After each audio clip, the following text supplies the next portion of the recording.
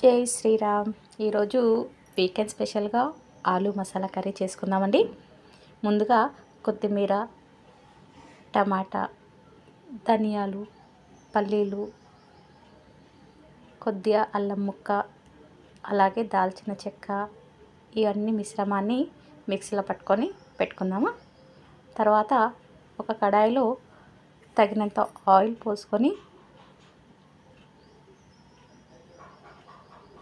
Oil వేడెక్కేంత వరకు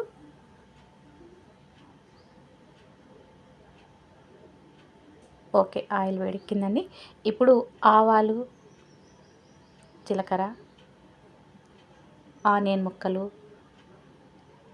అలాగే ఆలుగడ్డ ముక్కలు, అలాగే కారము, పసుపు, మనము ఇందాక మిక్సీ పెట్టుకున్న అన్ని పదార్థాలు మిక్సీ చేసుకొని అందులో వేసుకోవాలండి.